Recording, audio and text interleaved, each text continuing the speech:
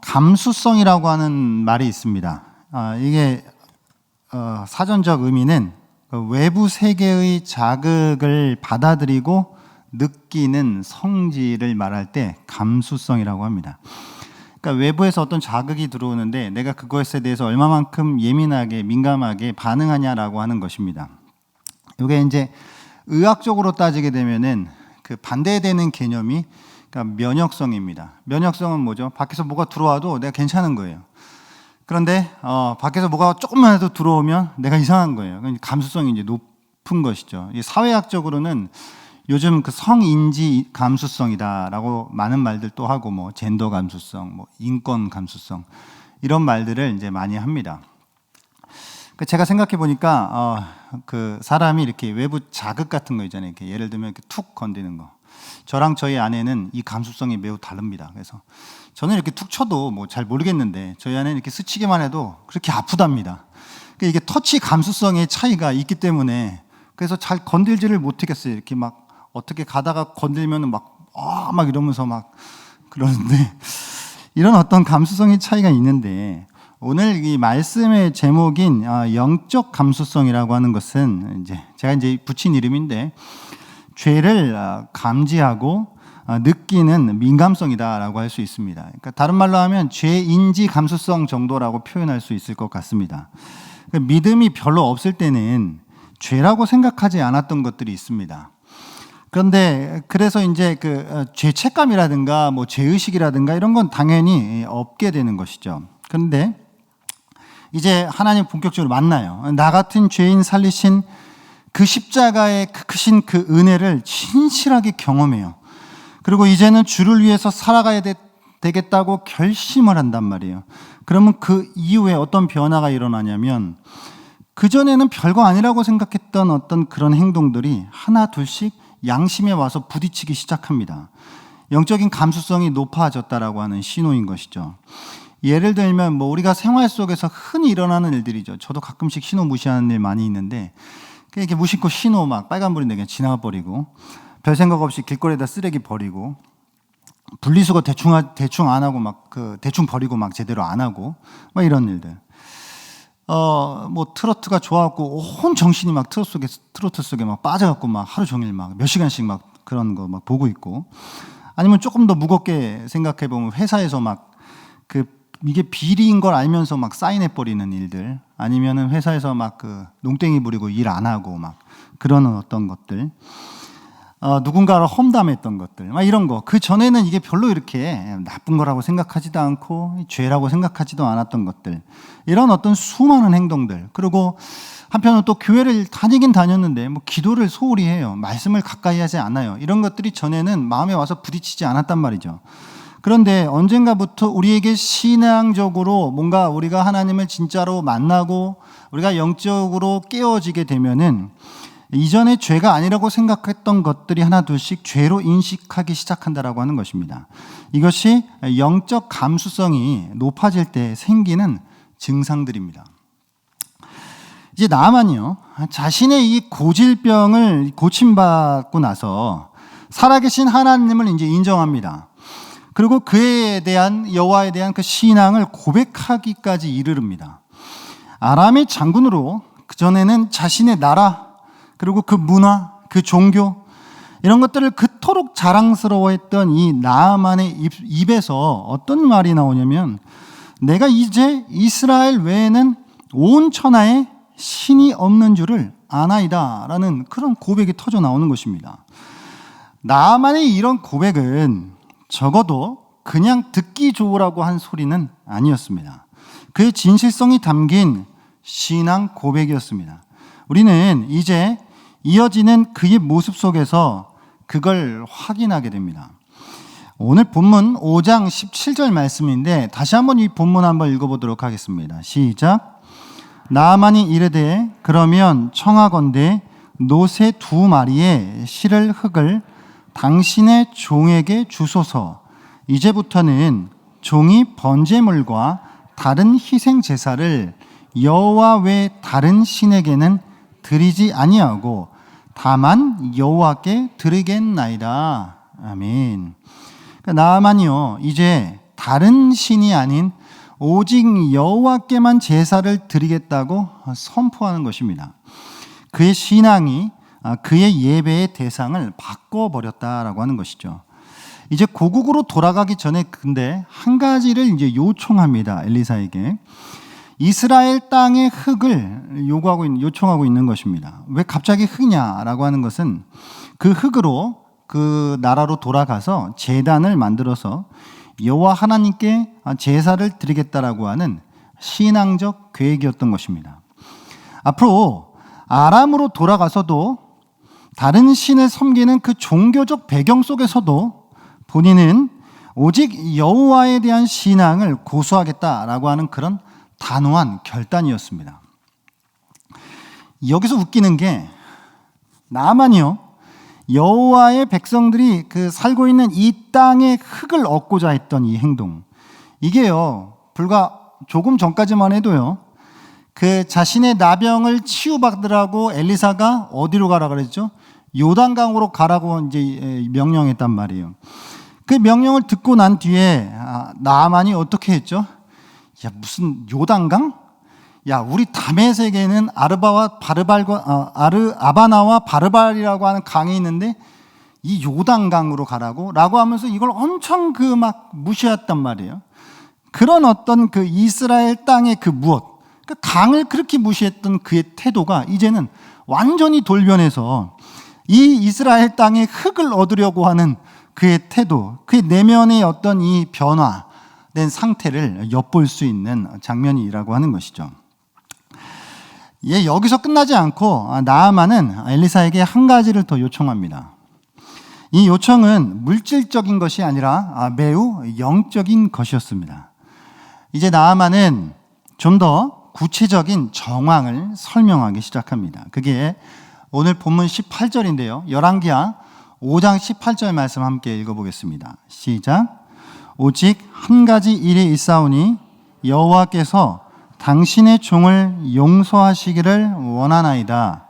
곧 내 주인께서 림몬의 신당에 들어가 거기서 경배하며 그가 내 손을 의지하심에 내가 림몬의 신당에서 몸을 굽히오니 내가 림몬의 신당에서 몸을 굽힐 때에 여호와께서 이 일에 대하여 당신의 종을 용서하시기를 원하나이다 하니. 아멘. 그러니까 하나님의 용서를 지금 구하고 있는데, 생각해보면 하나님의 용서를 왜 엘리사에게 구하고 있는가? 라고 생각할 수 있지만 이건 하나님께서 그 나아만 자신의 이 행동을 어떻게 받아들여 주실지에 대한 질문이다라고 보는 것이 좋을 것 같습니다. 아람 왕이 섬겼던 그 림몬이라고 하는 이 신은 우레라고 하는 뜻을 가지고 있는 아람의 어떤 민족신, 국가신이었는데 고대 시리아 지방에 널리 알려져 있었던 그 하닷이라고 하는 신과 거의 같은 종류의 신으로 보여집니다.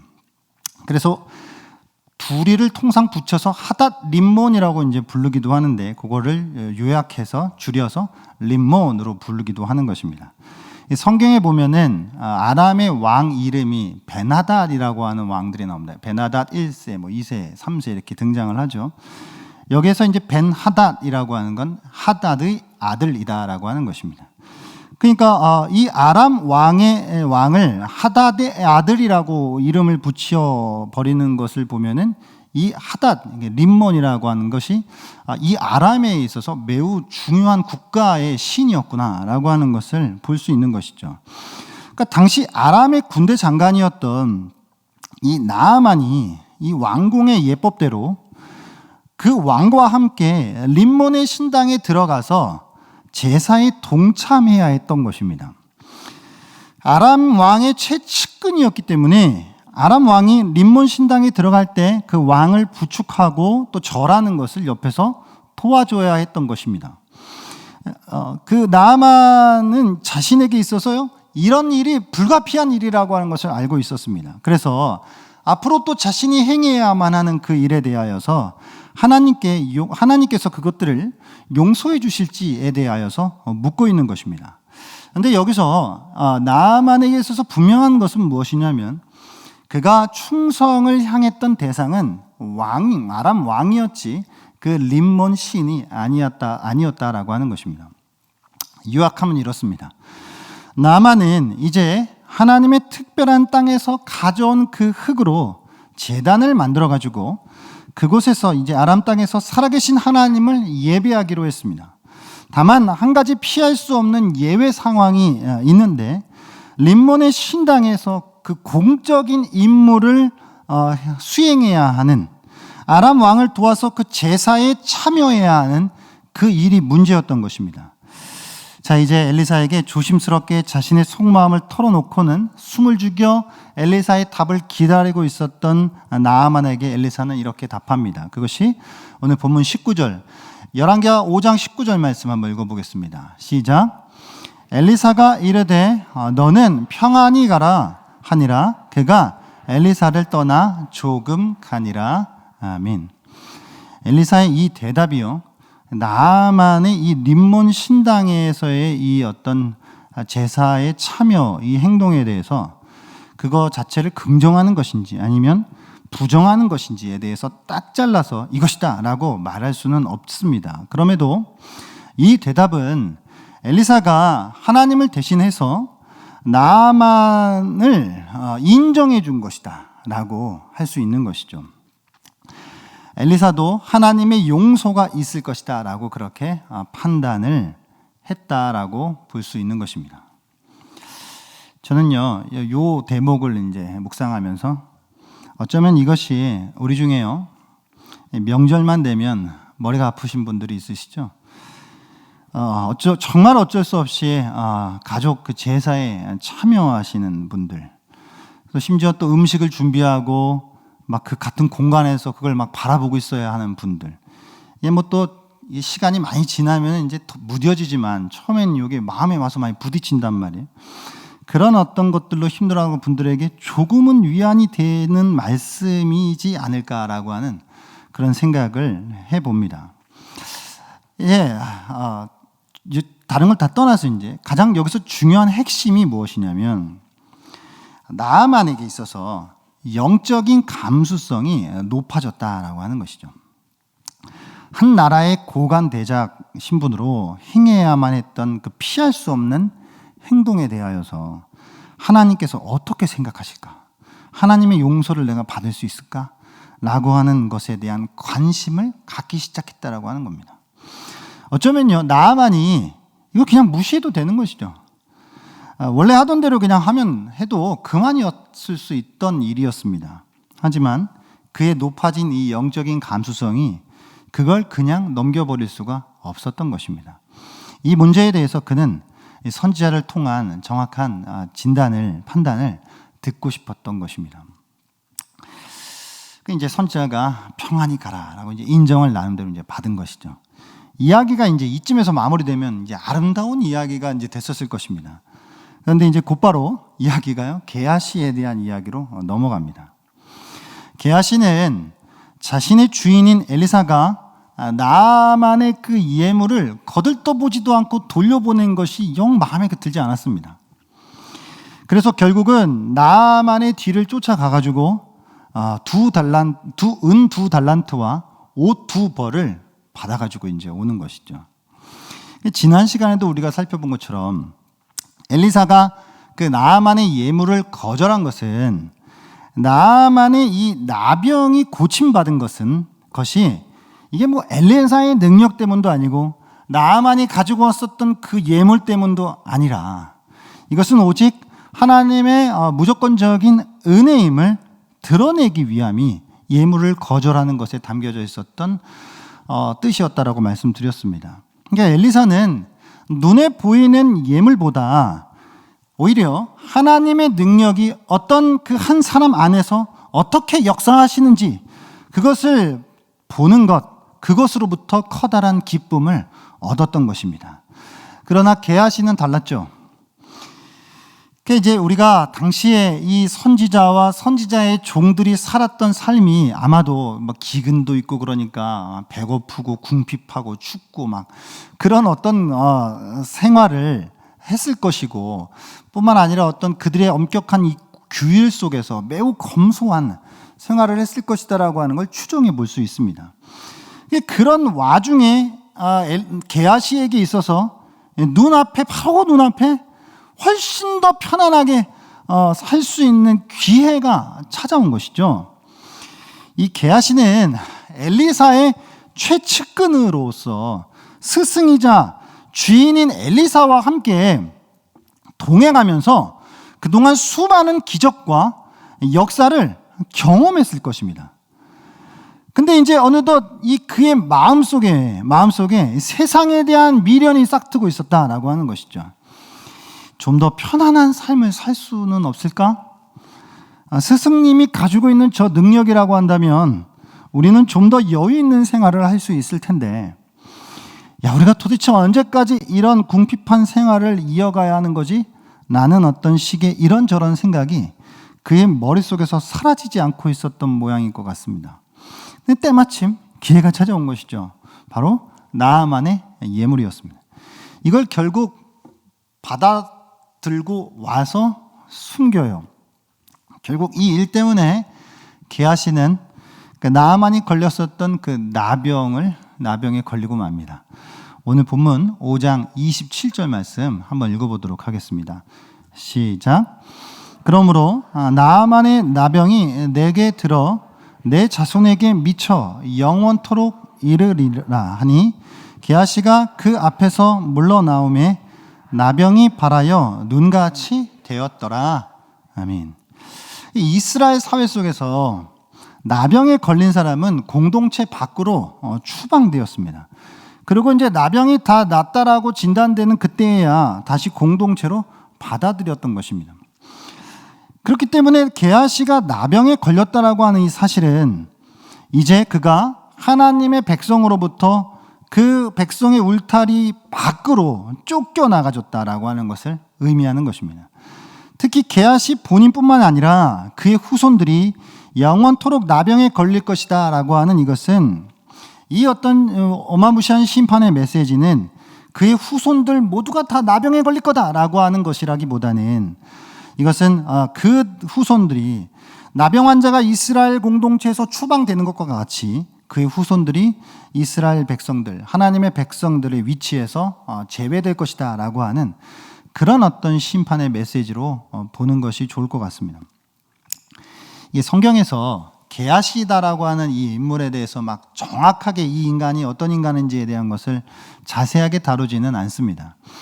그에게도 근데 우리가 한번 추정해 보면 엘리사를 따라다녔고 엘리사의 가장 가까운 최측근이었어요. 그러니까 그에게도 영적인 어떤 경험들이 있었을 것이고 때론 한때는 그래도 나름 충만하고 뜨거웠었던 때가 있었을 것이라고 하는 말입니다. 근데 지금은 아니었습니다.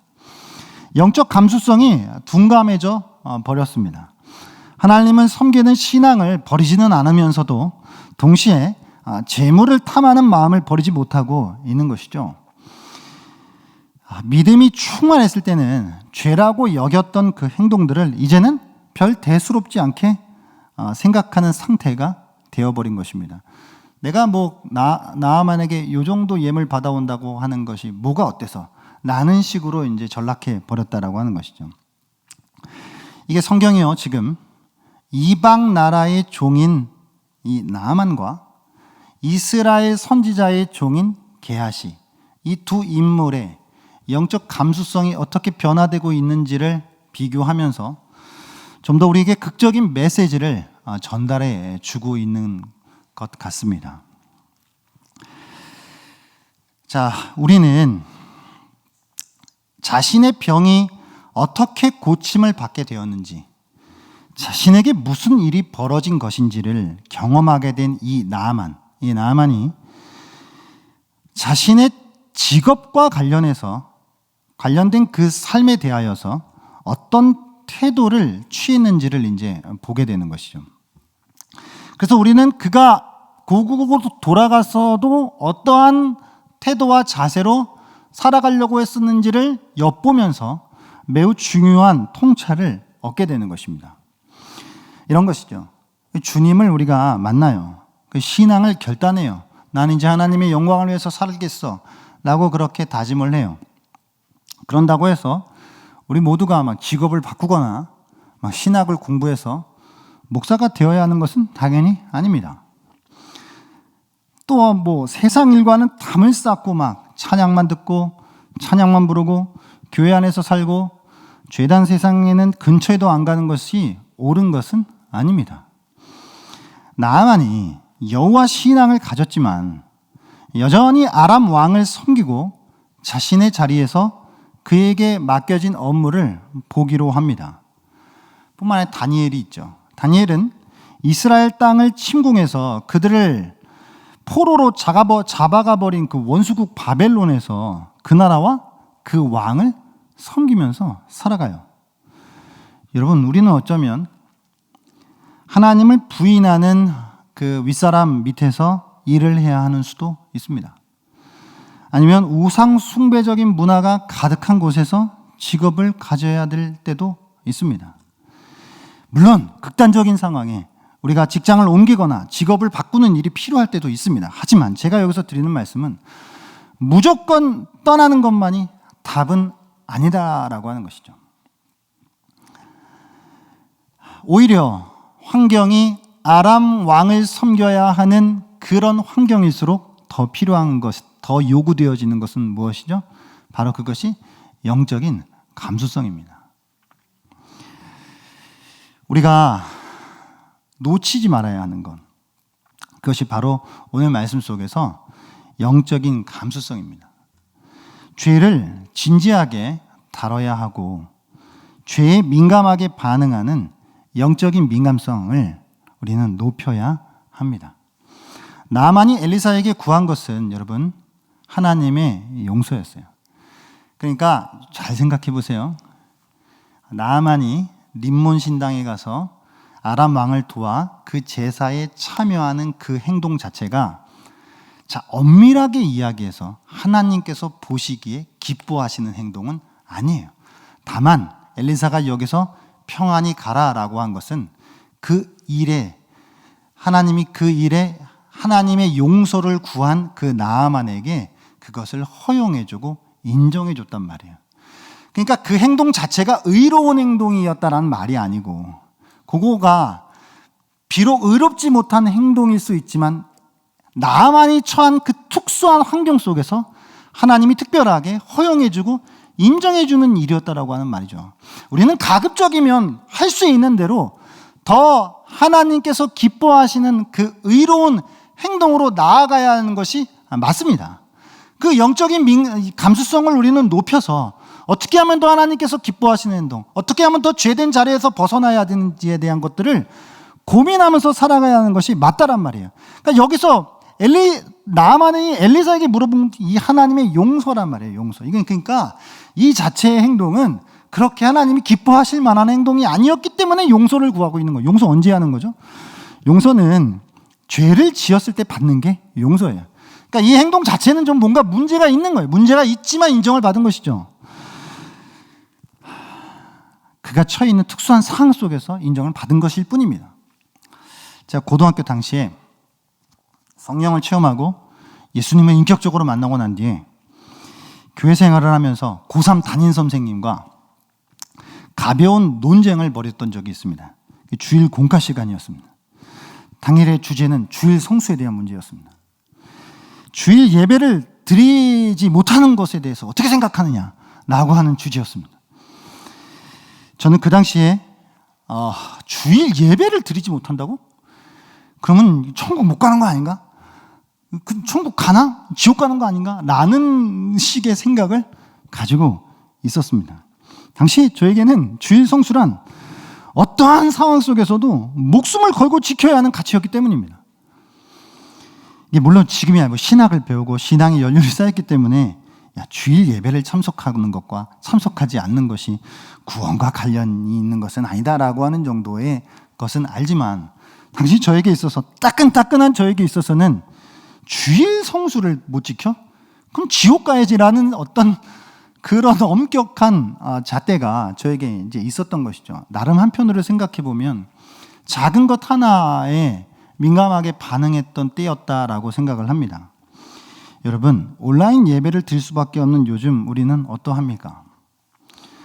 한 주 예배를 빠지고 어디론가 여행을 가도 별로 아는 사람이 없어요. 그냥 뭐 온라인 예배 드렸겠지 라고 생각합니다. 작금의 우리의 영적 감수성은 너무나도 무디어져 버린 것은 아닌가라고 하는 생각이 듭니다. 현실이라고 하는 이 좋은 환경이, 좋은 환경은 아니죠. 현실이라고 하는 그냥 이 환경이 우리에게 좋은 구실이 되어가지고 스스로에게 타협해버리는 그 일들이 수없이 벌어지고 있는 것은 아닌지 우리의 모습을 돌아보기를 원합니다. 단언하건대 한국교회 그리스도인들이 지금 이 시점에서 경계해야 하는 것은 율법주의가 아니에요. 율법주의를 경계해야 될 때는 예전이 있죠. 막 30년, 40년에 막 주일날 뭐 사 먹으면 너 죽어. 막 헌금 드리는데 막 집회 막 다리미로 다려서 막 그때에 경계했었던 거는 율법주의인데 지금 우리 한국교회 그리스도인들이 경계해야 하는 것은 방종주의입니다. 그냥 모든 걸 다 너무 쉽게 생각해요. 다 그럴 수 있지. 율법주의 정반대에 우리는 너무나도 쉽게 빠져 있다라고 하는 것입니다. 우리의 신앙은 어느새 진지함을 잃어버렸습니다. 하나님을 두렵고 떨리는 마음으로 경외하는 것을 상실해버렸다라고 하는 것입니다. 이제 우리는 영적인 감수성을 회복해야 될 때입니다. 나만이 하나님을 향한 그 신앙을 갖고 난 뒤에 자기가 이제 돌아갈 거예요. 돌아가서 그 자리에서 그 일들을 때가 되면 또 해야 돼요.